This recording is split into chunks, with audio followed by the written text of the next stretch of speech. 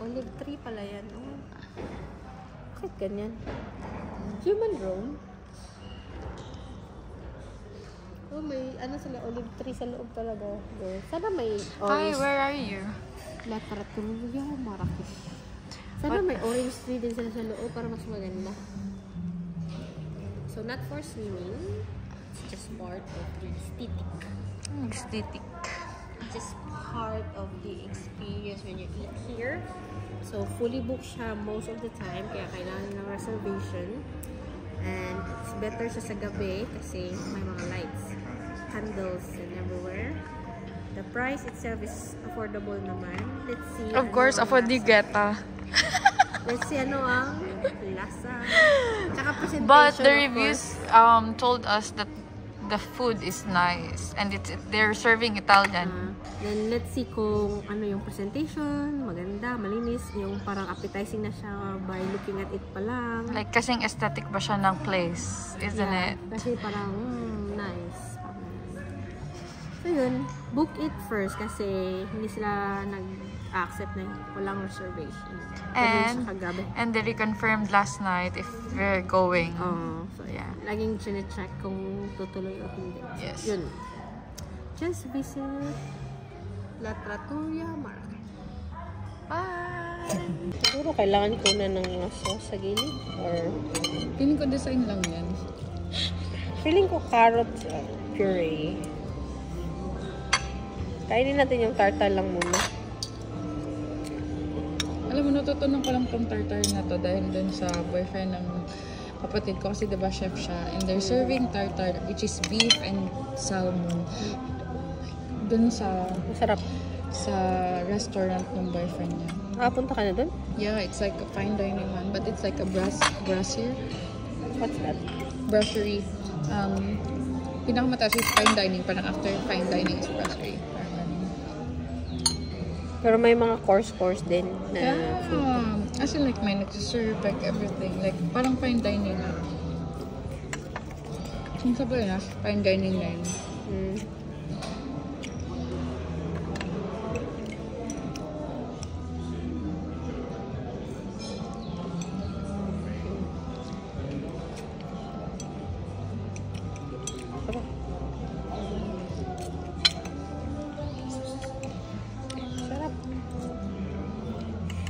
Pero ayaw ko nito, yung ganyan. Ang tawag dyan? Rocket? Rocket something na gulay. May ano siya, aftertaste. Bitter.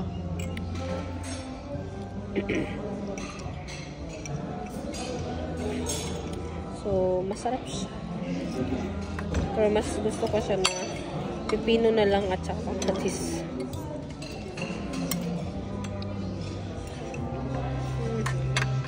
Yun lang. Okay, let's eat the beef shank, of course. Doon tayo sa shank. Kaya meaning nun. Order lang ng order. Basta may beef. Part siya ng legs or ng shank.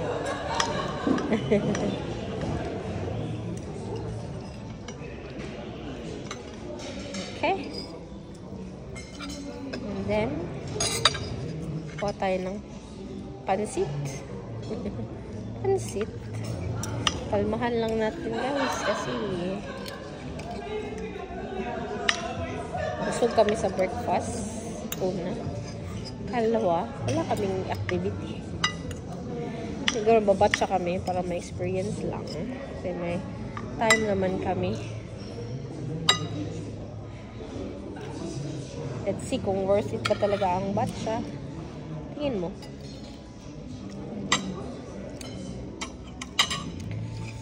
Okay. Taste natin ang pasta first. Pasta or pansit?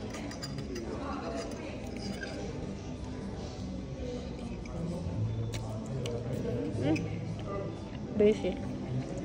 Huh? Basic ang pansit. So, tikman natin ang shank.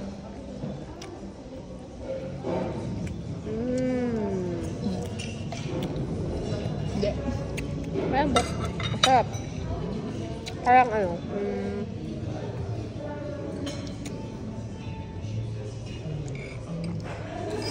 Ano ba masabi ko? Ano ba? Caldereta?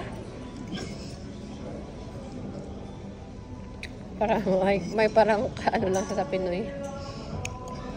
Parang caldereta na mechado. Alam mo yung mechado?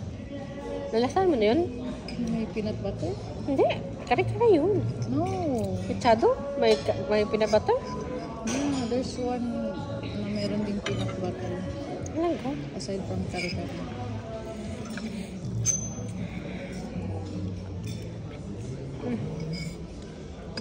Sarap ng beef. Sarap ng beef.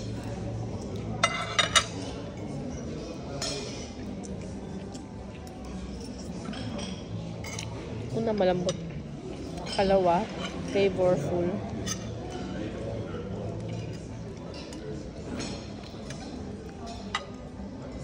Ba't ako naiihi lagi? Malamig.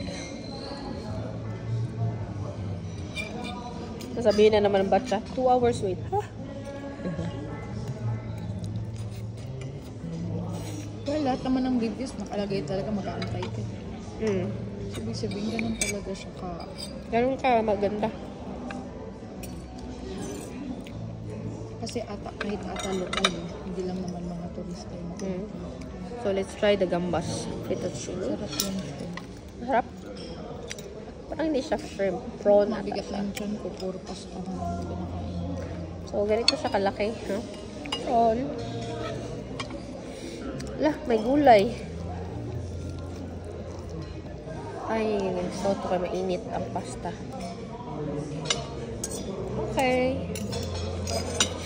Let's try.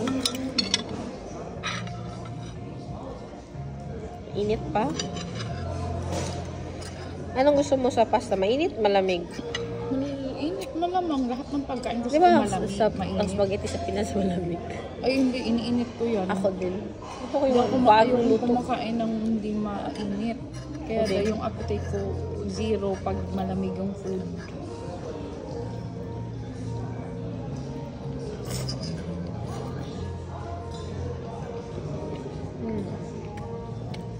Okay.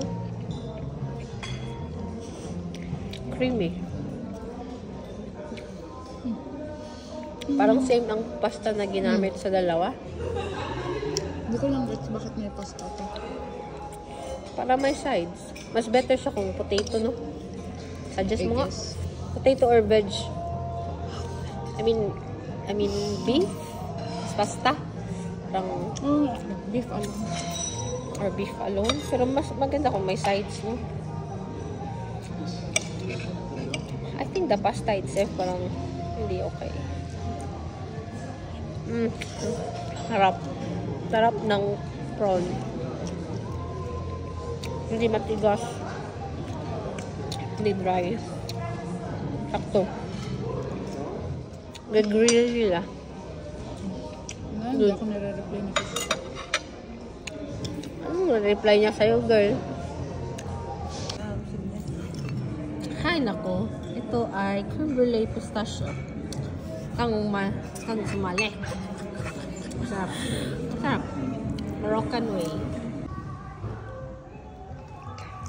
It's not for swimming. It's just part of this beautiful restaurant.